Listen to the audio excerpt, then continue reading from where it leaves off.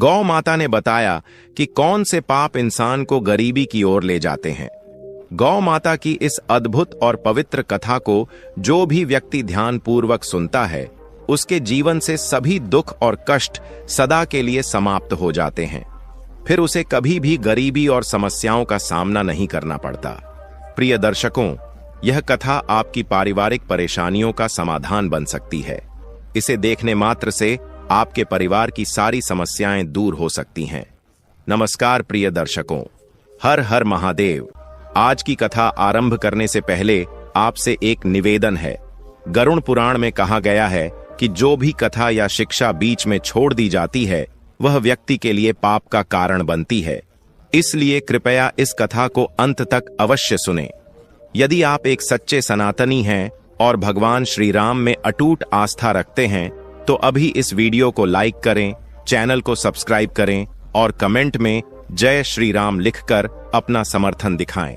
तो चलिए प्रिय दर्शकों, बिना किसी विलंब के आज की प्रेरणादायक कथा शुरू करते हैं। प्रिय भक्तों, आज की कथा बहुत ही हृदयस्पर्शी है।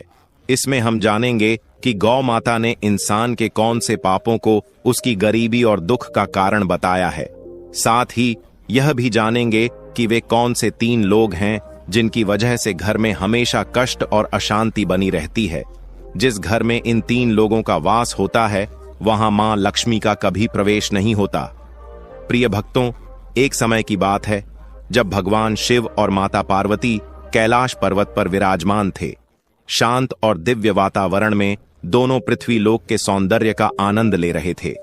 तभी माता पार्वती ने भगवान शिव से कहा, हे नाथ, हमें पृथ्वी लोक पर भ्रमण किए हुए बहुत समय हो गया है। मेरा मन कहता है कि आज हमें वहां जाकर भ्रमण करना चाहिए। भगवान शिव मुस्कुराते हुए बोले, हे उमा, तुमने सही कहा। आज हमें पृथ्वी लोक पर जाकर देखना चाहिए कि वहां क्या हो रहा है। यह कहकर भगवान शिव और माता पार्वती पृथ्वी लोक पर प्रकट हुए और एक सुंदर बगीचे में एक विशाल वृक्ष की छाया में बैठ गए। वहां चारों ओर हरी भरी घास फैली हुई थी और कई गायें उस घास को चर रही थीं। तभी उनमें से एक गौ माता भगवान शिव और माता पार्वती के पास आकर खड़ी हो गई। गौ माता ने विनम्रता से झुककर कहा, हे देव, आपके दर्शन पाकर मैं धन्य हो गई। मेरे मन में एक प्रश्न है जिसका उत्तर मुझे अब तक किसी भी संत या ज्ञानी से नहीं मिल सका। कृपया मेरे इस प्रश्न का उत्तर दें। भगवान शिव ने गौ माता से कहा, पूछो गौ माता, तुम्हारे मन में क्या प्रश्न है। गौ माता ने कहा, हे प्रभु, इंसान को किस पाप के कारण गरीबी का सामना करना पड़ता है, और वे 3 लोग कौन हैं जिनके प्रभाव से घर का सर्वनाश हो जाता है। क्या मनुष्य को केवल उसके भाग्य के कारण अमीरी या गरीबी मिलती है। भगवान शिव मुस्कुराते हुए बोले, हे गौ माता, तुम्हारा प्रश्न अत्यंत महत्वपूर्ण है और मैं तुम्हें इसका उत्तर अवश्य दूंगा। यह पूर्ण सत्य नहीं है कि केवल भाग्य ही इंसान की गरीबी और अमीरी का कारण होता है। इसके पीछे कुछ अन्य कारण भी होते हैं। गौ माता ने कहा, हे प्रभु, कृपया मुझे विस्तार से समझाएं। तब भगवान शिव ने कहा, हे गौ माता, मैं तुम्हारे इस प्रश्न का उत्तर एक कथा के माध्यम से दूंगा, जिससे तुम्हें सब कुछ स्पष्ट हो जाएगा। भगवान शिव ने कथा सुनाना प्रारंभ किया। यह प्राचीन काल की बात है। अवंतीपुर नामक एक नगर था, जहां एक परोपकारी और विनम्र स्वभाव वाला व्यापारी रहता था। उसके 2 बेटे थे, जो अपने पिता की तरह ही ईमानदार और दयालु थे। व्यापारी अपने दोनों बेटों के साथ परिवार में सुख शांति से जीवन व्यतीत कर रहा था। व्यापारी ने अपने दोनों बेटों का विवाह धूमधाम से कर दिया था। उसकी दोनों बहुएं बेहद समर्पित थीं और घर के सभी कार्यों को मिलजुल कर पूरे उत्साह के साथ करती थीं। दोस्तों, जब व्यापारी की छोटी बहू घर में आई तो ऐसा लगा जैसे उनके घर में स्वयं माता लक्ष्मी ने प्रवेश कर लिया हो। उसके आने के बाद व्यापारी के व्यापार में 2 गुना लाभ होने लगा। उनके घर में कभी धन या अन्न की कमी नहीं होती थी। घर का वातावरण अत्यंत शांतिपूर्ण और सौहार्दपूर्ण था। व्यापारी के दोनों पुत्र मिलजुल कर रहते थे और दोनों बहुएं भी आपस में बड़ा प्रेम भाव रखती थीं। घर का हर कार्य करने से पहले सभी परिवारजन मिलकर सलाह मशविरा करते थे और फिर कार्य आरंभ करते थे। व्यापारी का व्यापार भी दिन प्रतिदिन उन्नति कर रहा था। एक दिन व्यापारी ने अपने दोनों बेटों और बहुओं को बुलाकर कहा, पुत्रों, अब मुझसे व्यापार का काम संभालना कठिन हो गया है, इसलिए आज से मैं यह जिम्मेदारी तुम दोनों को सौंपता हूं। पिता की बात मानकर दोनों पुत्रों ने बड़े मनोयोग से व्यापार की बागडोर संभाल ली। व्यापारी को यह देखकर संतोष होता था कि उसका परिवार प्रेम और सद्भाव से रह रहा है। उसके दोनों बेटे व्यापार में निपुणता दिखा रहे थे और दोनों बहुएं भी घर में सुख शांति बनाए हुए थीं। यह सब देखकर व्यापारी निश्चिंत होकर चैन की नींद सोता था। लेकिन दोस्तों, व्यापारी के सुखमय जीवन को देखकर नगर के अन्य लोग उससे ईर्ष्या करने लगे थे। वे सोचते थे कि व्यापारी का जीवन कितना आरामदायक और सुखद है। व्यापार दिन ब दिन प्रगति कर रहा है और उसके परिवार में कोई झगड़ा या परेशानी नहीं है। यह देखकर नगरवासियों के मन में जलन होने लगी। भगवान शिव ने गौ माता से कहा, हे गौ माता, जैसे एक बड़ी मछली तालाब में छोटी मछलियों को फलते फूलते देखकर भयभीत होकर उन्हें निगलने की कोशिश करती है, वैसे ही मनुष्य दूसरों की प्रगति देखकर उन्हें पीछे खींचने का प्रयास करता है। इंसान अपनी सफलता से जितना प्रसन्न नहीं होता, उससे अधिक वह दूसरों की तरक्की देखकर बेचैन हो जाता है। एक विद्वान ने ठीक ही कहा है कि मनुष्य अपने दुख से उतना परेशान नहीं होता जितना वह दूसरों के सुख से व्यथित होता है। इसी जलन के कारण नगरवासी व्यापारी के प्रति षड्यंत्र रचने लगे। उन्होंने सोचा कि किस प्रकार उसके जीवन को कष्टपूर्ण बना दिया जाए।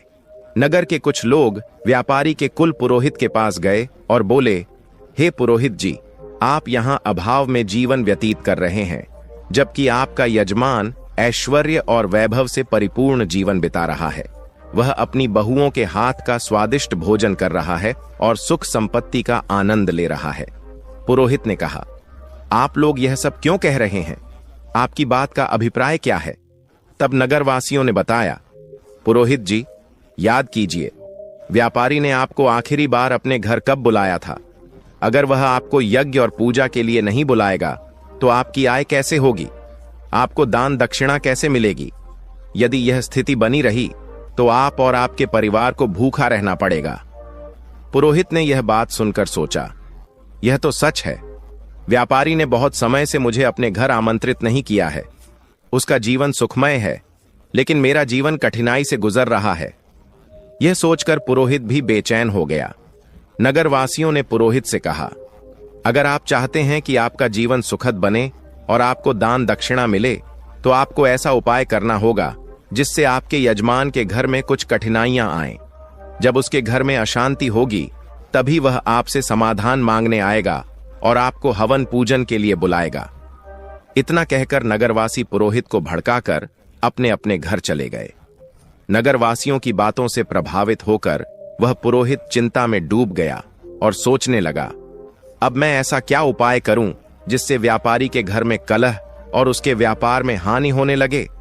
तभी वह पुरोहित अपने गुरु के पास सलाह लेने गया और उनसे कहा, हे गुरुदेव, कृपया मेरी सहायता करें। यदि आप मेरी मदद नहीं करेंगे तो मेरा परिवार भूखों मर जाएगा। जैसे एक मछली का जीवन तालाब के पानी पर निर्भर करता है, वैसे ही पुरोहितों और पंडितों का जीवन उनके यजमानों पर आधारित होता है। यदि यजमान के घर में कोई समस्या नहीं होगी और वे हमें पूजा पाठ के लिए नहीं बुलाएंगे तो हमारा गुजारा कैसे होगा? हम धन कैसे अर्जित करेंगे? गुरु ने उसकी समस्या सुनकर कहा, हे शिष्य, चिंता मत करो। मुझे बताओ कि तुम्हारी समस्या क्या है, मैं अवश्य इसका समाधान करूंगा। पुरोहित ने उत्तर दिया, हे गुरुदेव, मैं चाहता हूं कि व्यापारी के जीवन में कुछ समस्याएं आएं, उसके घर में कलह हो और उसके व्यापार में हानि हो, तभी वह मुझे अपने घर पूजा पाठ के लिए बुलाएगा। गुरु ने ध्यान पूर्वक सुनकर कहा, हे शिष्य, व्यापारी के सुखद जीवन का मुख्य कारण उसकी छोटी बहू है। वह भगवान विष्णु और माता लक्ष्मी की नित्य पूजा करती है, जिसके कारण उनके घर पर दिव्य कृपा बनी हुई है। जब से वह बहू इस घर में आई है, तब से व्यापारी का जीवन धन धान्य से परिपूर्ण और सुखमय हो गया है। ऐसी धार्मिक और गुणवान स्त्री जिस घर में होती है, वहां कभी अभाव नहीं होता। यह सुनकर पुरोहित ने कहा, हे गुरुदेव, यदि ऐसा है तो क्या कोई उपाय है जिससे व्यापारी के घर में अशांति और व्यापार में हानि हो सके? गुरु ने कहा, तुम चिंता मत करो, तुम्हें बस एक सरल उपाय करना है। व्यापारी के घर जाओ और उससे एक पीतल का लोटा मांग लो। उस लोटे को अपने घर ले जाकर रख लेना। जब तुम ऐसा करोगे तो कुछ ही समय में व्यापारी के व्यापार में हानि होने लगेगी और उसके घर में कलह शुरू हो जाएगी। उसके बेटे आपस में झगड़ने लगेंगे और उसके जीवन में कष्ट बढ़ जाएंगे। तब वह तुम्हें अपने घर पूजा पाठ के लिए बुलाएगा। गुरु की सलाह सुनने के बाद पुरोहित ने उनका धन्यवाद किया और अपने घर लौट आया। अगले दिन सुबह स्नान ध्यान करने के बाद वह व्यापारी के घर पहुंचा। व्यापारी उस समय आराम कर रहा था। पुरोहित की आवाज सुनकर वह बाहर आया और अपने कुल पुरोहित को देखकर अत्यंत प्रसन्न हुआ। उसने उनका स्वागत किया और कहा, आइए पुरोहित जी, इतने दिनों बाद आपके दर्शन हुए हैं। सब कुशल मंगल है ना?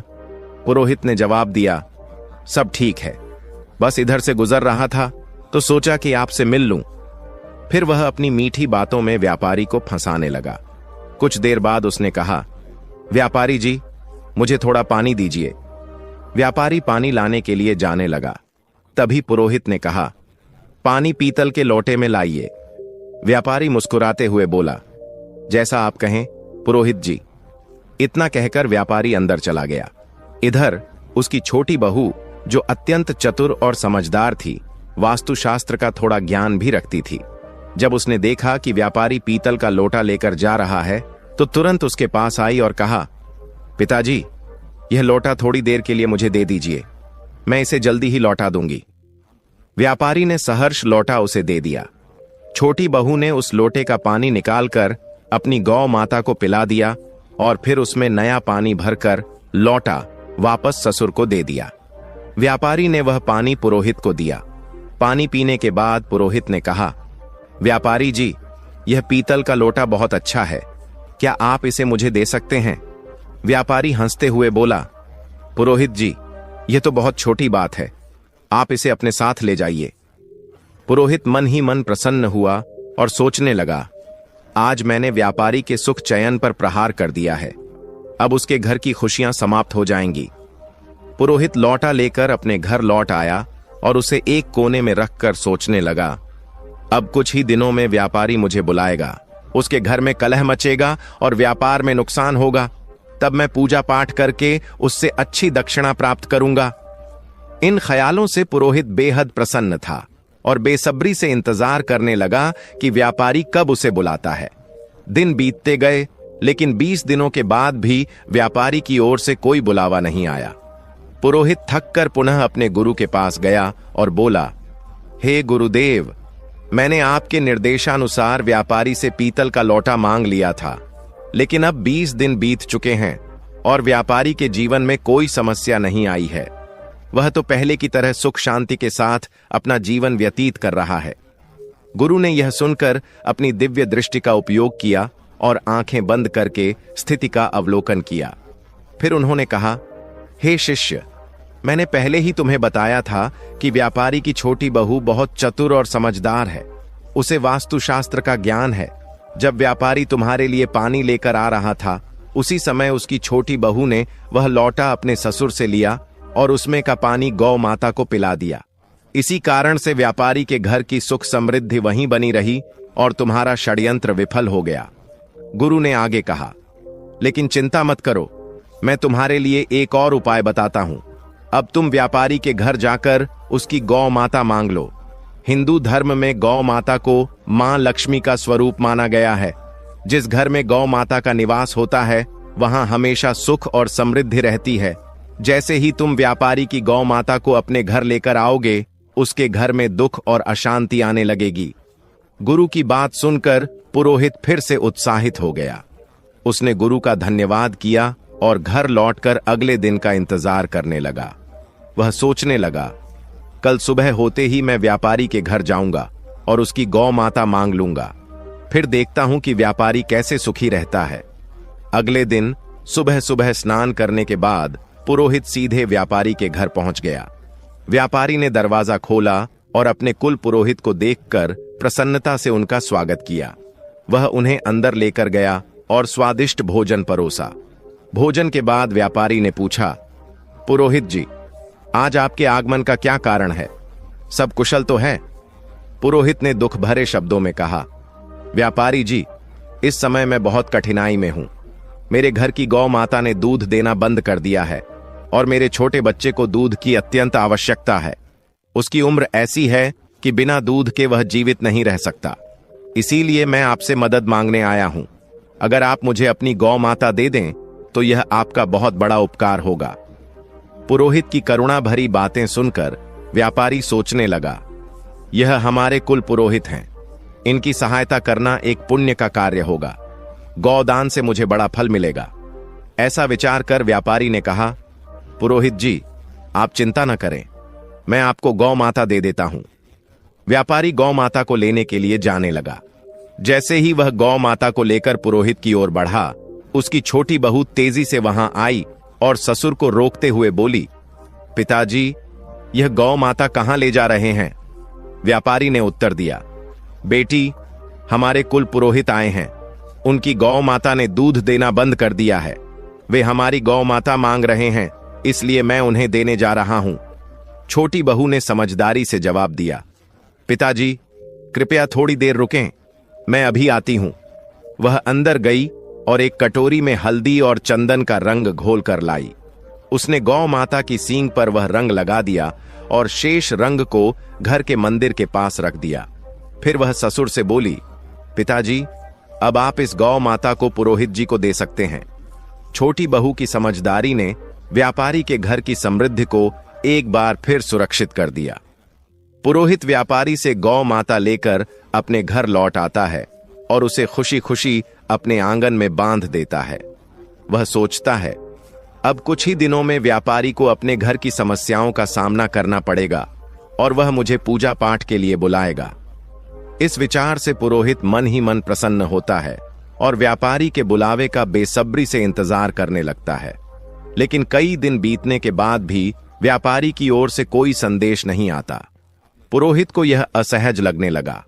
आखिरकार वह दोबारा अपने गुरु के पास गया और बोला, हे गुरुदेव, मैंने आपके निर्देशानुसार व्यापारी की गौ माता अपने घर ले आई, लेकिन अब तक व्यापारी के जीवन में कोई कष्ट नहीं आया है। वह तो पहले से भी अधिक सुख शांति से अपना जीवन व्यतीत कर रहा है। गुरु ने ध्यान लगाकर अपनी दिव्य दृष्टि से सब कुछ देखा और कहा, हे शिष्य, मैंने पहले ही कहा था कि व्यापारी की छोटी बहू बहुत बुद्धिमान और चतुर है। उसने तुम्हारे षड्यंत्र को भांप लिया था। जब तुम व्यापारी से गौ माता मांगने गए थे, तब उसने गौ माता की सींग पर जो रंग लगाया था, वही उसके घर की समृद्धि का कारण है। उसने उस रंग को मंदिर के पास रख दिया था, जिससे उनके घर का सुख वहीं बंधा रहा। तुम्हारा यह प्रयास विफल हो गया। गुरु ने आगे कहा, लेकिन चिंता मत करो, अब तुम व्यापारी के घर जाकर वह रंग की कटोरी मांग लो। उस रंग को अपने घर लाने के बाद ही तुम व्यापारी के सुख को समाप्त कर पाओगे। गुरु की बात सुनकर पुरोहित ने उनकी सलाह मान ली और व्यापारी के घर पहुंचा। उसने बहाने से व्यापारी से रंग से भरी कटोरी मांगी। व्यापारी उसकी बात मानकर कटोरी लेने अंदर गया। इधर व्यापारी की छोटी बहू पहले ही सतर्क थी। उसने उस कटोरी में रखे पुराने रंग को निकालकर उसमें नया रंग भर दिया। जब व्यापारी कटोरी लेकर बाहर आया तो उसने वही कटोरी पुरोहित को दे दी। पुरोहित रंग की कटोरी लेकर अपने घर लौट आया और खुश होकर सोचने लगा, अब तो व्यापारी का जीवन शीघ्र ही समस्याओं से भर जाएगा और वह मुझे बुलाने पर मजबूर हो जाएगा। लेकिन महीनों बीत गए और व्यापारी का जीवन पहले से भी अधिक सुखद और समृद्ध होता चला गया। थक हार कर पुरोहित फिर से अपने गुरु के पास गया और बोला, हे गुरुदेव, मैंने आपके कहे अनुसार रंग की कटोरी भी व्यापारी के घर से ले आई, लेकिन उसका जीवन पहले से भी अधिक सुखी हो गया है। ऐसा लगता है मेरे सारे प्रयास व्यर्थ हो गए हैं। गुरु ने अपनी दिव्य दृष्टि से फिर सब कुछ देखा और कहा, हे शिष्य, व्यापारी की छोटी बहू अत्यंत चतुर और दूरदर्शी है। उसने तुम्हारे इरादों को पहले ही समझ लिया था। उसने कटोरी में से वह रंग निकाल दिया था जो गौ माता को लगाया गया था। इसी कारण व्यापारी का सुख समृद्धि अब भी उसके पास बनी हुई है। जब तक वह छोटी बहू व्यापारी के घर में रहेगी, तब तक तुम व्यापारी का कुछ नहीं बिगाड़ सकते।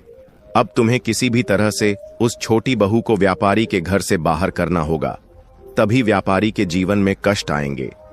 गुरु की यह बात पुरोहित की समझ में आ गई। उसने सोचा कि छोटी बहू को घर से निकालने के अलावा अब कोई और उपाय नहीं बचा है। वह घर लौटकर व्यापारी के परिवार में फूट डालने और छोटी बहू को घर से बाहर करने की योजना बनाने लगा। अगले दिन पुरोहित चिंतित मुद्रा में व्यापारी के घर पहुंचा। व्यापारी ने उसे इस अवस्था में देखा तो पूछा, पुरोहित जी, क्या बात है? आप इतने परेशान क्यों हैं? पुरोहित ने गंभीर स्वर में कहा, व्यापारी जी, आपके घर पर बहुत बड़ा संकट मंडरा रहा है। यदि आपने जल्द ही इसका समाधान नहीं किया तो आपका सुखमय जीवन बर्बाद हो जाएगा। आपके बेटों को व्यापार में बड़ा नुकसान होगा और आपके परिवार पर विपत्ति का पहाड़ टूट पड़ेगा। व्यापारी यह सुनकर घबरा गया और चिंतित स्वर में बोला, पुरोहित जी, यह आप क्या कह रहे हैं? कृपया हमें इस संकट से बचने का उपाय बताइए। आप हमारे कुल पुरोहित हैं। जो भी आप कहेंगे हम अवश्य करेंगे।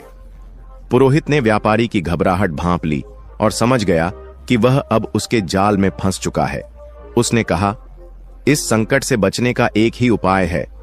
पुरोहित ने व्यापारी से कहा, व्यापारी जी, आपकी छोटी बहू आपके परिवार के लिए एक बड़ा संकट बन चुकी है। जब तक वह इस घर में है, आपका और आपके परिवार का दुर्भाग्य दूर नहीं होगा। मैं तो यही सलाह दूंगा कि आप उसे तुरंत अपने घर से निकाल दें। पुरोहित की इन बातों पर व्यापारी को पहले तो विश्वास नहीं हुआ, लेकिन बार बार पुरोहित के जोर देने पर उसने उसकी बातों पर भरोसा करना शुरू कर दिया। व्यापारी ने कहा, पुरोहित जी, जैसा आप कह रहे हैं मैं वैसा ही करूंगा। आप बताइए कि मुझे अपनी बहू को कब घर से निकालना चाहिए?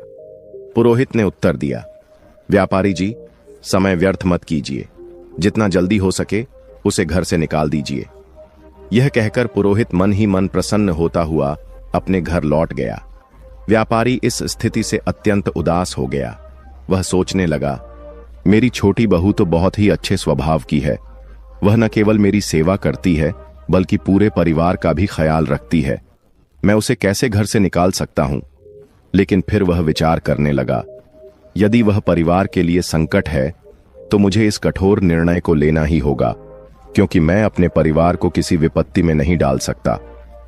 यह सोचकर व्यापारी अपनी छोटी बहू के पास गया और दुखी मन से बोला, बहू, मुझे बहुत दुख है, लेकिन तुम्हें इस घर को आज ही छोड़ना होगा। तुम्हारे कारण हमारे परिवार पर बड़ी विपत्ति आने वाली है। ससुर की बात सुनकर बहू स्तब्ध रह गई, लेकिन वह तुरंत समझ गई कि यह सब दुष्ट पुरोहित की साजिश है। उसने नम्रता से कहा, ठीक है पिताजी, यदि यही आपकी इच्छा है तो मैं इस घर को छोड़ देती हूं। जब व्यापारी का छोटा बेटा यह सब देखता है तो वह भी गुस्से और दुख से भर जाता है। उसने अपने पिता से कहा, पिताजी, यदि मेरी पत्नी को इस घर में जगह नहीं मिल सकती तो मैं भी इस घर में नहीं रह सकता। मैं अपनी पत्नी के साथ चला जाऊंगा। छोटा बेटा और उसकी पत्नी घर छोड़कर शहर चले गए। वहां उन्होंने एक छोटे से किराए के मकान में रहना शुरू कर दिया। व्यापारी का छोटा बेटा अत्यंत मेहनती और ईमानदार था। कुछ समय बाद उसने शहर में अपना छोटा सा व्यापार शुरू किया, जो उसकी लगन और ईमानदारी के कारण तेजी से बढ़ने लगा। धीरे धीरे वे संपन्न हो गए और उन्होंने शहर में अपना खुद का घर खरीद लिया। इधर व्यापारी का घर पुरोहित की चालों के कारण बर्बादी की कगार पर आ गया। घर में हर दिन झगड़े और कलह होने लगे। व्यापारी का बड़ा बेटा, जो पहले व्यापार में मन लगाता था, बुरी संगति में फंस गया। वह बेवजह धन उड़ा रहा था और दिन रात आवारागर्दी करता था। पुरोहित पूजा पाठ के बहाने व्यापारी से लगातार धन लेता रहा और धीरे धीरे व्यापारी की सारी जमा पूंजी समाप्त हो गई। व्यापार भी पूरी तरह से बंद हो गया। अब तो स्थिति यह हो गई कि घर में खाने पीने का भी अभाव हो गया। नगरवासी व्यापारी की दुर्दशा देखकर हंसते और ताने मारते। उसकी दशा का मजाक उड़ाया जाता। यह सब देखकर व्यापारी को आत्मग्लानि होने लगी। उसने सोचा, मेरी जिंदगी अब किसी काम की नहीं रही। आत्महत्या के अलावा मेरे पास और कोई रास्ता नहीं बचा। इस विचार के साथ वह नदी की ओर बढ़ चला, लेकिन रास्ते में उसकी भेंट एक तेजस्वी संत से हुई। संत के मुख पर दिव्य तेज था, माथे पर चंदन का टीका था और उनके लंबे केश उन्हें अद्वितीय बनाते थे। संत को देखकर व्यापारी ने उन्हें प्रणाम किया और उदास होकर आगे बढ़ने लगा। संत ने कहा, हे पुत्र, ठहरो, तुम्हें इतनी चिंता क्यों हो रही है? क्या बात है? व्यापारी ने रुककर संत के समक्ष अपना पूरा हाल सुना दिया। उसकी बातें सुनकर संत ने तुरंत स्थिति को समझ लिया। संत बोले, हे पुत्र, तुम्हारे जीवन में सभी परेशानियां उसी दिन से शुरू हुईं जब तुमने अपनी छोटी बहू को घर से निकाला। संत महात्मा ने व्यापारी से कहा, हे पुत्र, तुम्हारे घर में यह संकट उसी दिन से शुरू हुआ जब तुमने अपनी छोटी बहू को घर से निकाला। वह साक्षात माता लक्ष्मी का स्वरूप है। उसकी भगवान के प्रति निष्ठा और नित्य पूजा पाठ के कारण तुम्हारे घर में सुख समृद्धि थी। संत की बातें सुनकर व्यापारी को अपनी भूल का एहसास हुआ। वह तुरंत शहर गया और अपने छोटे पुत्र के घर पहुंचकर अपनी बहू के समक्ष हाथ जोड़कर क्षमा मांगते हुए बोला, बहू, मुझे माफ कर दो। मैंने उस दुष्ट पुरोहित की बातों में आकर तुम्हें घर से निकाल दिया, लेकिन सच्चाई यह है कि तुम हमारे परिवार की लक्ष्मी हो। जब तक तुम घर में थीं, सुख और शांति बनी रही, लेकिन तुम्हारे जाने के बाद से हमारा घर क्लेश और दुखों से घिर गया है। हमारा व्यापार पूरी तरह से ठप हो चुका है। ससुर की यह बात सुनकर छोटी बहू ने विनम्रता से कहा, पिताजी, आप चिंता न करें, मैं तुरंत घर लौटती हूं। यह घर भी मेरा है और वह घर भी मेरा ही है। मैं पहले ही समझ चुकी थी कि पुरोहित ने हमें बाहर करने के लिए षड्यंत्र रचा था। फिर वह ससुर और अपने पति के साथ खुशी खुशी घर लौट आई। मित्रों, इस संसार में कई लोग होते हैं जो दूसरों की खुशियों से जलते हैं और उन्हें बर्बाद करने का प्रयास करते हैं, लेकिन यह हम पर निर्भर करता है कि हम किसकी बातों पर भरोसा करते हैं और कैसे निर्णय लेते हैं। यदि हम गलत लोगों की बातों में आकर अपने ही परिवार को तोड़ेंगे तो निश्चित रूप से हमारा घर बर्बाद हो जाएगा और हमारी स्थिति दयनीय हो जाएगी। छोटी बहू के घर लौटने के कुछ ही दिनों बाद व्यापारी का व्यापार फिर से चलने लगा। उसका परिवार एक बार फिर सुख शांति से भर गया। घर में खुशियां लौट आईं और व्यापारी ने समझ लिया कि एकता और सही निर्णय ही परिवार की नींव को मजबूत रखते हैं। भगवान शिव ने गौ माता से कहा, हे गौ माता, मैं तुम्हें एक महत्वपूर्ण बात बताने जा रहा हूं, ध्यान से सुनो। जिस घर में इन 3 प्रकार के लोगों की बात मानी जाती है, उस घर का नाश सुनिश्चित है। गौ माता ने पूछा, हे प्रभु, वे 3 लोग कौन हैं? भगवान शिव ने कहा, पहला, जिस घर में अहंकारी और दुष्ट स्वभाव वाले व्यक्ति की बात सुनी जाती है, वहां निश्चित रूप से विनाश होता है। दूसरा, जिस घर में लालची, कुटिल और अनैतिक आचरण वाली स्त्री का प्रभाव हो, वहां धन कभी नहीं टिकता और वह घर सदैव दरिद्र रहता है। माता लक्ष्मी ऐसे घर में प्रवेश नहीं करती। तीसरा, जिस घर में बाहरी व्यक्तियों की बातों को अधिक महत्व दिया जाता है और उनके कहे अनुसार घर चलता है, वह घर भी बर्बाद हो जाता है। भगवान शिव ने आगे कहा, हे गौ माता, तुम्हारा दूसरा प्रश्न था कि मनुष्य किस पाप के कारण गरीब या अमीर बनता है। तो सुनो, गीता में भगवान श्री कृष्ण ने कहा है कि मनुष्य को कभी भी अपने विवेक, परिश्रम, बुद्धि और उद्यम पर संदेह नहीं करना चाहिए। उसे सदैव सत्य और धर्म के मार्ग पर चलते हुए निरंतर कर्म करना चाहिए। जो व्यक्ति अपने आप पर संदेह करता है और असत्य का साथ देता है, वह कभी भी सफलता प्राप्त नहीं कर सकता। गरीबी और अमीरी जीवन की धुरी है। जो मनुष्य निरंतर प्रयास करता है और अपने कर्मों पर विश्वास रखता है, वह निश्चित रूप से गरीबी के दलदल से बाहर निकल आता है। गौ माता ने यह सुनकर कहा, हे प्रभु, आपके मुख से यह कथा सुनकर मैं धन्य हो गई। प्रिय भक्तों, यह कथा हमें सिखाती है कि सच्चाई, ईमानदारी और विवेक का अनुसरण करना ही जीवन की सच्ची सफलता का मार्ग है। इस कथा के बारे में आपकी क्या राय है? कृपया अपनी अमूल्य टिप्पणियां हमें कमेंट बॉक्स में जरूर लिखें। हमें आशा है कि इस कथा ने आपको आध्यात्मिक प्रेरणा दी होगी। प्रिय दर्शकों, आगे की कथा में आपको एक ऐसा अनमोल संदेश मिलेगा जो आपके जीवन को नई दिशा प्रदान करेगा। यह कहानी पति पत्नी के पवित्र रिश्ते की गहराई और उसकी महत्ता को समझाने का प्रयास करेगी। पति पत्नी का रिश्ता संसार के सबसे अनमोल और महत्वपूर्ण बंधनों में से एक है। यह सिर्फ दो व्यक्तियों का संबंध नहीं है, बल्कि यह विश्वास, प्रेम और जिम्मेदारी का एक अटूट संगम है। यह रिश्ता तभी मजबूत बनता है जब दोनों एक दूसरे का साथ निभाएं और हर परिस्थिति में एक दूसरे के साथ खड़े रहें। लेकिन अगर इस रिश्ते में दूरियां आ जाएं, तो यह केवल दुख और पछतावा ही लेकर आता है। आज हम एक ऐसी कथा सुनाने जा रहे हैं जो पति पत्नी के रिश्ते को एक नई दृष्टि से समझने का अवसर प्रदान करेगी। यह कहानी उन स्त्रियों और पुरुषों के लिए एक संदेश है जो अपने जीवन साथी के महत्व को अनदेखा करते हैं या उनके साथ रिश्तों में लापरवाही बरतते हैं। मित्रों, यह देखा गया है कि कई बार कुछ पत्नियां अपने पति के साथ रात में सोने से कतराती है। वे उन्हें अपने पास आने से रोकती हैं और तरह तरह के बहाने बनाकर दूरी बना लेती हैं। ऐसी स्थिति केवल उनके रिश्ते को ही नहीं, बल्कि उनके पूरे जीवन को भी प्रभावित करती है। ऐसी महिलाएं अक्सर अपने निर्णयों पर पछताती हैं, लेकिन तब तक बहुत देर हो चुकी होती है।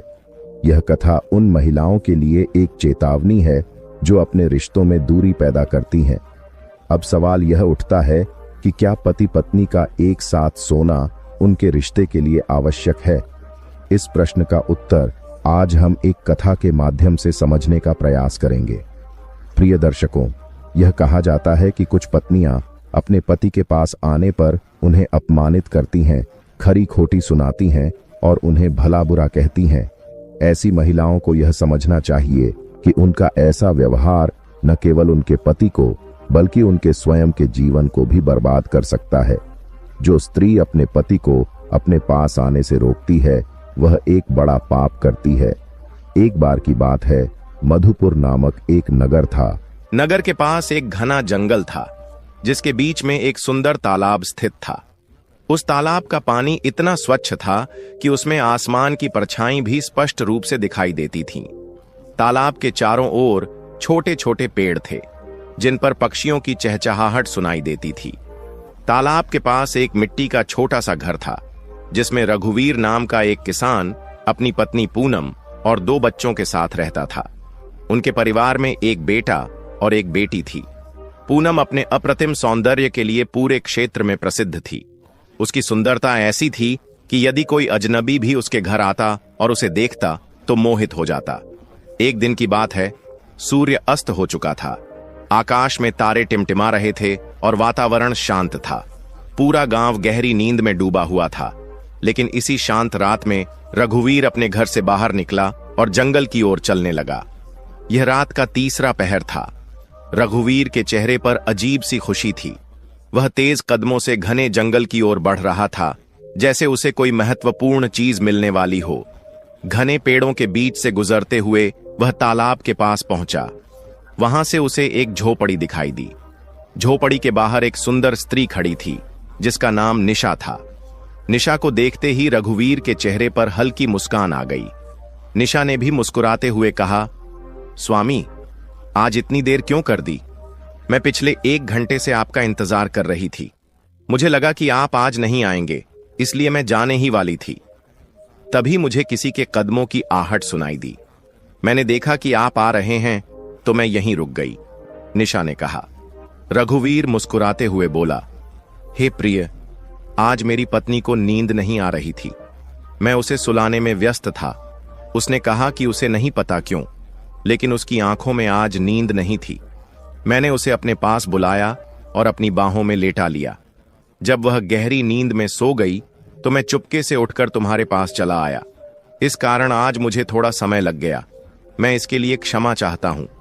निशा ने उसकी बात सुनकर कहा, स्वामी, मैं समझती हूं, लेकिन अगली बार इतनी देर मत करना।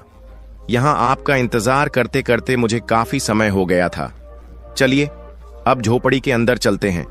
हमें सुबह होने से पहले अपने अपने घर लौटना होगा।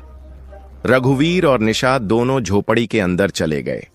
उस रात उन्होंने अपनी झूठी खुशियों का आनंद लिया।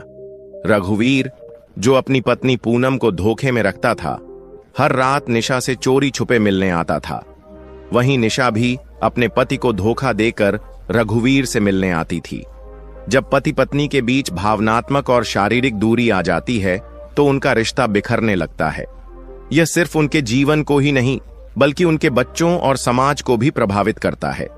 रघुवीर और निशा दोनों अपने अपने जीवन साथी को धोखा देकर इस अनुचित रिश्ते में शामिल थे। उनका यह सिलसिला लंबे समय तक चलता रहा। लेकिन दोस्तों, यह जानना जरूरी है कि जो स्त्री अपने पति को धोखा देती है और जो पुरुष अपनी पत्नी को छलता है, उनके जीवन में इसका क्या परिणाम होता है।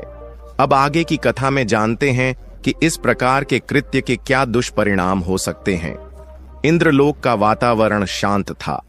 आकाश में तारे झिलमिला रहे थे और मंद मंद सुगंधित पवन बह रही थी। देवराज इंद्र अपने सिंहासन पर विराजमान थे और उनके चारों ओर दिव्य प्रकाश फैला हुआ था। इसी समय आकाश मार्ग से गरुड़ महाराज अपने विशाल पंखों की गति से उड़ते हुए नारायण नारायण का जाप करते हुए इंद्रलोक पहुंचे। उन्होंने देवराज इंद्र को प्रणाम किया और हाथ जोड़कर कहा, हे देवराज, मैं पृथ्वी लोक से लौट रहा हूं। वहां मैंने एक ऐसी घटना देखी जिसने मेरे मन में अनेक प्रश्न उत्पन्न कर दिए हैं। कृपा करके इन प्रश्नों का समाधान करें। देवराज इंद्र ने गरुड़ को स्नेहपूर्वक देखा और कहा, हे गरुड़, तुम इतने व्यथित क्यों हो? कौन सी बात तुम्हें परेशान कर रही है? निसंकोच अपनी बात मुझसे कहो। गरुड़ ने नम्रता से कहा, हे देवराज, जब मैं पृथ्वी लोक पर भ्रमण कर रहा था तो मैंने एक विचित्र दृश्य देखा। एक स्त्री जो अपने पति और बच्चों के साथ रहती थी, रात के समय अपने पति और बच्चों को धोखा देकर घर से निकल गई। उसने अपने पति को सुलाया और जंगल की ओर चल पड़ी। वहां वह एक झोपड़ी के पास खड़ी थी, जैसे किसी पुरुष का इंतजार कर रही हो। दूसरी ओर एक पुरुष जो अपने परिवार का मुखिया था, वह भी अपनी पत्नी और बच्चों को धोखा देकर जंगल के रास्ते से उसी झोपड़ी में पहुंचा। मैंने देखा कि वह स्त्री और वह पुरुष, जो दोनों अपने अपने परिवारों के लिए जिम्मेदार थे, एक दूसरे से मिलकर अनैतिक संबंध बना रहे थे। यह दृश्य देखकर मेरा मन विचलित हो गया। गरुड़ ने आगे कहा, हे देवराज, मैं यह समझने में असमर्थ हूं कि ऐसे लोग जो अपने जीवन साथी और बच्चों को धोखा देकर इस प्रकार का कृत्य करते हैं, उनके जीवन में क्या परिणाम होंगे। यह कलयुग का प्रभाव है या मानव मन की विकृति? कृपया मेरे इन प्रश्नों का उत्तर दें। देवराज इंद्र ने गरुड़ की बात ध्यान से सुनी और उन्हें शांत रहने का संकेत दिया। फिर बोले, हे गरुड़, तुम इतने व्याकुल क्यों हो? यह कलयुग है और इसमें इस प्रकार के कृत्य असामान्य नहीं है। कलयुग में मनुष्य अपनी इच्छाओं, वासनाओं और स्वार्थ के अधीन हो जाता है। यही उनके पतन का मुख्य कारण है। उन्होंने आगे कहा, तुम्हारे प्रश्न अत्यंत महत्वपूर्ण हैं। ये प्रश्न न केवल मानव जीवन के लिए बल्कि उनके नैतिक मूल्यों और समाज के लिए भी गहन चिंतन का विषय है। इन घटनाओं का परिणाम केवल उन व्यक्तियों तक सीमित नहीं रहता, बल्कि उनके परिवार और समाज पर भी गहरा प्रभाव डालता है। देवराज इंद्र ने गरुड़ की ओर देखा और मुस्कुराते हुए कहा, हे गरुड़, तुम्हारे प्रश्न अत्यंत महत्वपूर्ण हैं। ये न केवल स्त्रियों के लिए बल्कि पुरुषों के लिए भी उतने ही प्रासंगिक हैं। पति पत्नी के रिश्ते में संतुलन, प्रेम और जिम्मेदारी का होना अनिवार्य है। यदि इनमें से कोई एक अपने कर्तव्यों को भूल जाए तो इसका परिणाम पूरे परिवार और समाज पर गहरा प्रभाव डालता है। अब मैं तुम्हारे प्रश्नों का उत्तर एक कथा के माध्यम से दूंगा। इसे ध्यानपूर्वक सुनो और इसे मानव जाति के कल्याण के लिए उपयोग करो। गरुड़ ने कहा, हे देवराज, कृपया विस्तार से बताएं। देवराज इंद्र ने कथा आरंभ की। एक समय की बात है। सुजानगढ़ नामक नगर में सुभाष नाम का एक धनवान व्यापारी रहता था। वह अपनी मेहनत और चतुराई से खूब धन कमाता था। सुभाष अनाज को किसानों से कम दाम पर खरीदता और ऊंचे दामों पर व्यापारियों को बेचता। इस प्रकार उसकी संपत्ति दिन ब दिन बढ़ती गई। सुभाष का एकमात्र पुत्र था अमन, जिसे वह और उसकी पत्नी श्रुति अत्यधिक स्नेह करते थे। लेकिन अमन को बचपन से अधिक आजादी मिली हुई थी। वह जो चाहता वही करता। सुभाष और श्रुति ने उसे कभी किसी चीज के लिए मना नहीं किया। कहते हैं कि अत्यधिक आजादी इंसान को बिगाड़ देती है। अमन के साथ भी यही हुआ। वह बुरी संगत में पड़ गया और जुआ खेलने, नशा करने और वेश्याओं के पास जाने का आदी हो गया। धीरे धीरे उसने अपने पिता की संपत्ति बर्बाद करनी शुरू कर दी। गरुड़ ने पूछा, हे देवराज, अमन ने ऐसा क्यों किया? क्या उसके माता पिता ने उसे रोकने का प्रयास नहीं किया? देवराज इंद्र ने उत्तर दिया, हे गरुड़, सुभाष और श्रुति ने अमन को समझाने की बहुत कोशिश की, लेकिन जब कोई व्यक्ति बुरी संगत में पड़ जाता है तो उसे सही रास्ते पर लाना अत्यंत कठिन हो जाता है। अमन ने अपने माता पिता की बातों को अनसुना कर दिया।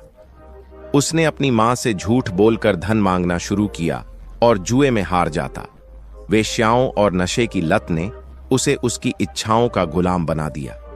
अमन की आदतें इतनी बिगड़ गईं कि उसने न केवल अपने पिता की संपत्ति बर्बाद की, बल्कि अपने स्वास्थ्य और चरित्र को भी खो दिया। देवराज इंद्र ने आगे कहा, यह कथा उन माता पिता के लिए एक चेतावनी है जो अपने बच्चों को अनुशासन में नहीं रखते। अत्यधिक छूट और बुरी संगत किसी भी व्यक्ति को बर्बादी की ओर ले जाती है। गरुड़ ने कहा, हे देवराज, यह कथा अत्यंत शिक्षाप्रद है, कृपया इसे विस्तार से सुनाइए। देवराज इंद्र ने कहा, सुनो गरुड़, जब सुभाष को पता चला कि उसका पुत्र अमन जुआ, नशा और वेश्यावृत्ति में लिप्त है तो वह बहुत दुखी हुआ। उसने सोचा कि यदि अमन की आदतों को रोका नहीं गया तो वह उसकी मेहनत से अर्जित सारी संपत्ति बर्बाद कर देगा। इस समस्या का समाधान खोजते हुए सुभाष ने मन ही मन विचार किया, यदि अमन का विवाह करवा दिया जाए तो शायद वह अपनी बुरी आदतें छोड़ दे। जब घर में उसकी पत्नी आएगी तो वह अपना ध्यान परिवार पर केंद्रित करेगा और वेश्याओं के पास जाना बंद कर देगा। इस सोच के साथ सुभाष ने एक धनवान सेठ की सुंदर और गुणवान बेटी निर्मला से अमन का रिश्ता तय कर दिया। निर्मला न केवल रूपवती थी, बल्कि अपने गुणों और नेक स्वभाव के कारण पूरे क्षेत्र में प्रशंसा पाती थी।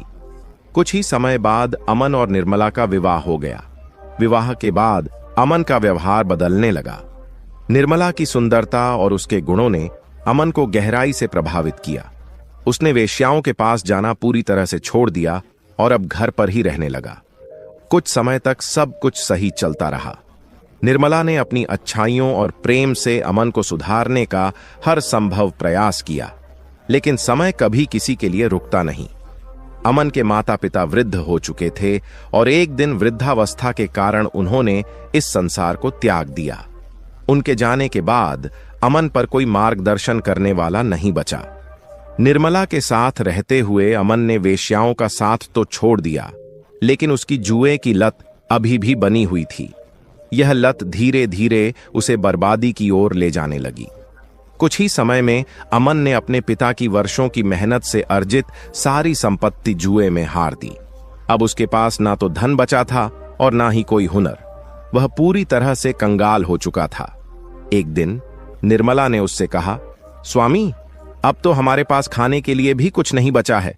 कृपया कोई नौकरी खोजिए ताकि हम अपना गुजारा कर सकें।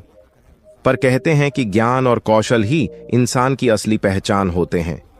अगर कोई व्यक्ति राजा के पास नौकरी मांगने जाता है तो राजा सबसे पहले यही पूछता है कि उस व्यक्ति के पास क्या हुनर और योग्यताएं हैं। अगर उसके पास कोई कौशल नहीं होता तो उसे वहां से खाली हाथ लौटा दिया जाता है। अमन के पास कोई कौशल नहीं था। उसने अपना सारा समय और ऊर्जा जुए, नशे और गलत आदतों में बर्बाद कर दी थी। अब वह अपने परिवार के लिए भोजन जुटाने में भी असमर्थ हो गया था। अमन के जीवन में यह सबसे कठिन समय था। उसके पास एक बेटा और एक बेटी थी जो अब विवाह योग्य हो चुके थे, लेकिन उनके विवाह के लिए धन जुटाने का कोई साधन नहीं था। घर की हालत इतनी खराब हो गई थी कि वे खाने के लिए भी मोहताज हो गए।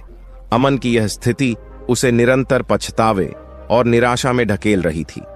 एक दिन अमन अपनी पत्नी निर्मला के पास गया और उससे अपनी इच्छाओं की पूर्ति के लिए बात करने लगा, लेकिन निर्मला ने उसे शांत और गंभीर स्वर में कहा, स्वामी, जीवन का सबसे बड़ा सुख केवल काम वासना में नहीं होता।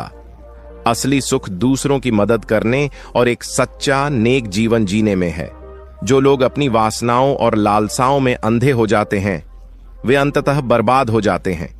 यही तुम्हारे साथ भी हुआ है।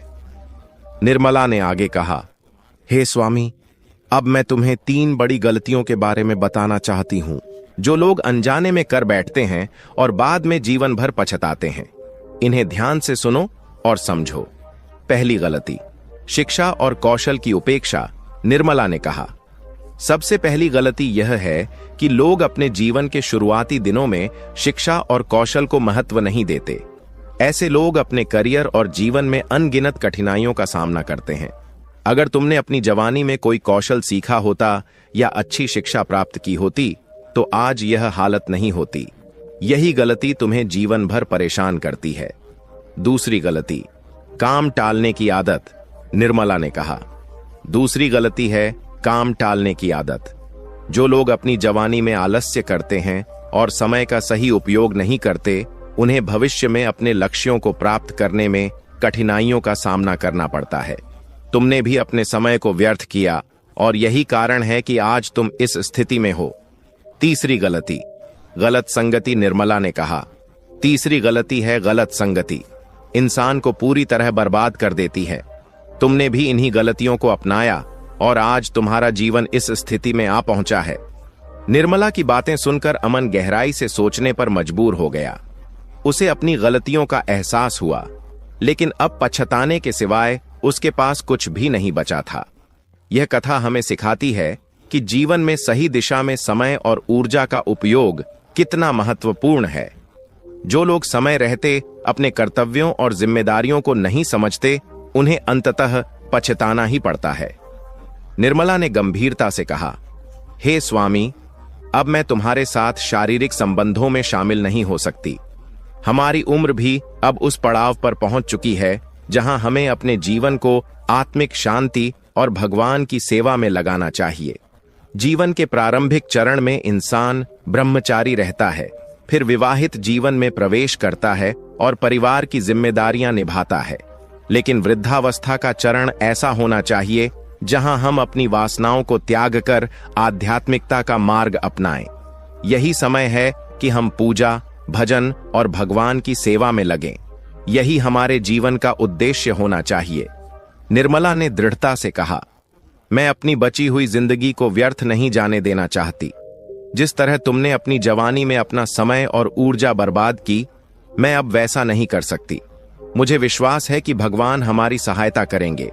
अब सही समय आ गया है कि हम अपनी आत्मा को परमात्मा से जोड़ें और अपने बच्चों के भविष्य के बारे में सोचें।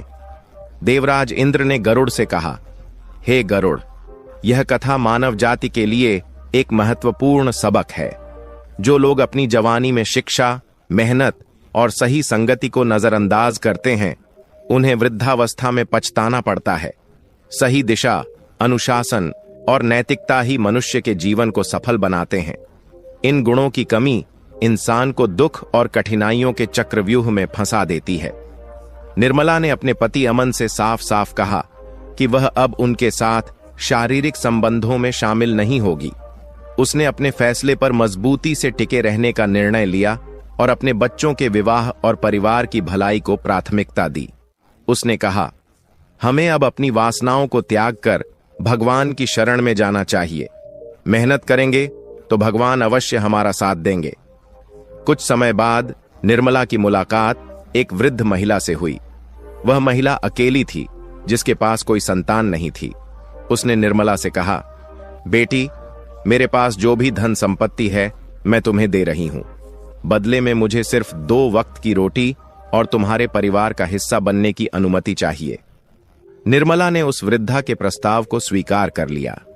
वृद्धा के धन और सहयोग से उनके परिवार की स्थिति में सुधार हुआ। उन्होंने अपने दोनों बच्चों के विवाह कर दिए। धीरे धीरे घर में खुशहाली लौट आई और परिवार सुख शांति से रहने लगा। लेकिन अमन का स्वभाव फिर से बदलने लगा। निर्मला के साथ उसकी दूरी ने उसे गलत रास्ते पर धकेल दिया। निर्मला ने अपने जीवन में आध्यात्मिकता को प्राथमिकता देते हुए अमन के साथ शारीरिक संबंध बनाने से इनकार कर दिया। लेकिन अमन अपनी इच्छाओं को नियंत्रित नहीं कर सका। वह अपनी वासनाओं से पीड़ित हो गया और धीरे धीरे एक अन्य स्त्री के प्रभाव में आ गया। वह स्त्री उसे रात्रि में अपने पास बुलाती थी। अमन अपनी पत्नी और बच्चों को सुलाकर रात के अंधेरे में उस स्त्री के पास जाने लगा। वह झूठ और धोखे के रास्ते पर चल पड़ा। प्रिय मित्रों, इस कथा से यह शिक्षा मिलती है कि किसी भी रिश्ते में संतुलन बनाए रखना अत्यंत आवश्यक है। जिस प्रकार निर्मला ने एकदम से अमन का साथ छोड़ दिया, वह भी पूरी तरह से सही नहीं था। पति को सुधारने के लिए धैर्य, समझदारी और प्रेम की आवश्यकता होती है। जो महिलाएं अपने पति का अचानक त्याग कर देती हैं, वे अनजाने में उन्हें गलत रास्ते पर जाने के लिए प्रेरित कर सकती हैं। यह एक ऐसा निर्णय हो सकता है जो पूरे परिवार को बर्बाद कर दे। हर स्त्री को यह 3 बातें हमेशा ध्यान में रखनी चाहिए ताकि उसका परिवार और पति सही दिशा में रहें। पहली बात, साथ सोने का महत्व।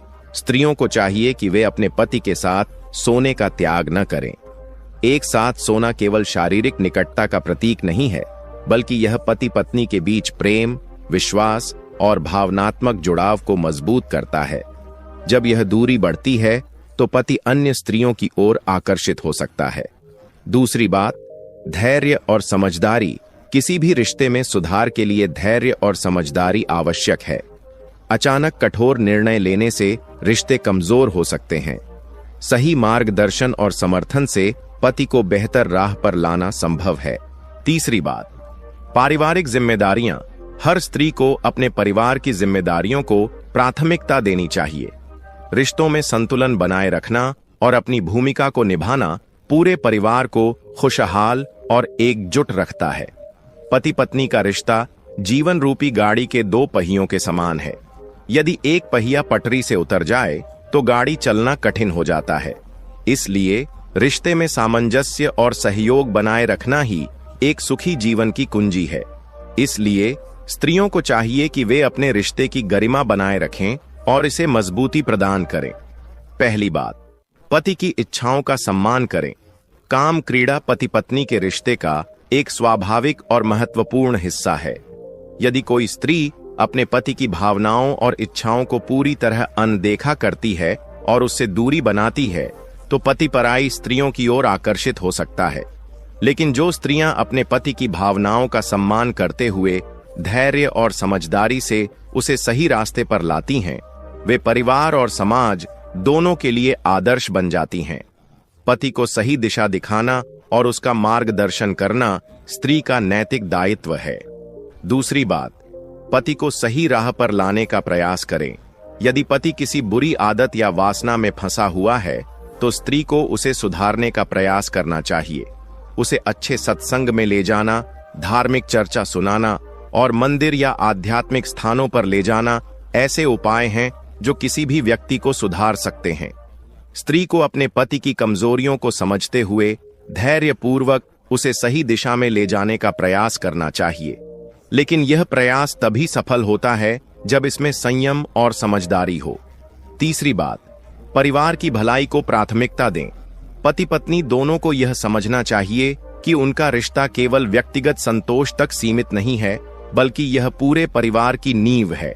यदि कोई भी अपने कर्तव्यों को नजरअंदाज करता है, तो इसका परिणाम पूरे परिवार को भुगतना पड़ता है। केवल भगवान की भक्ति करना पर्याप्त नहीं है। परिवार की देखभाल और पति को सही मार्ग पर रखना भी उतना ही महत्वपूर्ण है। देवराज इंद्र ने कहा, जो पुरुष पराई स्त्री के साथ अनैतिक संबंध बनाता था, वह अमन था। उसकी पत्नी निर्मला ने उसके साथ शारीरिक संबंध पूरी तरह से समाप्त कर दिए थे। इस दूरी ने अमन को अपनी पत्नी के प्रति उदासीन बना दिया और वह पराई स्त्रियों के जाल में फंस गया। यही उसकी बर्बादी का कारण बना। मित्रों, यह कथा हमें सिखाती है कि किसी भी स्त्री को अपने पति का अचानक त्याग नहीं करना चाहिए। अपने पति को सही मार्ग पर लाने के लिए धैर्य, समझ और प्रेम का सहारा लेना चाहिए। ऐसा करने वाली स्त्रियां न केवल अपने परिवार को बचाती हैं, बल्कि समाज में भी आदर्श मानी जाती हैं। गरुड़ ने यह कथा सुनने के बाद प्रसन्न होकर कहा, हे देवराज, आपने मेरे सभी प्रश्नों का समाधान कर दिया। अब मैं इस ज्ञान को पृथ्वी लोक पर जाकर मानव जाति के कल्याण के लिए उपयोग करूंगा। आपका धन्यवाद। इसके बाद गरुड़ वहां से विदा हो गए। यह कथा हमें सिखाती है कि पति पत्नी का रिश्ता केवल साथ रहने का नाम नहीं है, बल्कि यह एक दूसरे को समझने, सहयोग करने और सही दिशा दिखाने का माध्यम है। जहां संतुलन और सामंजस्य होता है, वहीं परिवार और समाज में सुख और शांति बनी रहती है। 3 महत्वपूर्ण बातें भावनात्मक और शारीरिक जुड़ाव बनाए रखें। स्त्रियों को चाहिए कि वे अपने पति के साथ भावनात्मक और शारीरिक निकटता बनाए रखें। यदि वे अपने पति से दूरी बनाती हैं तो पति के गलत राह पर जाने की संभावना बढ़ जाती है। अपने पति को धीरे धीरे सुधारने का प्रयास करें, न कि उसे पूरी तरह त्याग दें। रिश्ते में समझ और धैर्य का महत्व। पति पत्नी का रिश्ता आपसी समझ और धैर्य पर आधारित होता है। यदि पति किसी बुरी आदत में फंसा है तो संयम और सही मार्गदर्शन से उसे सुधारने की कोशिश करें।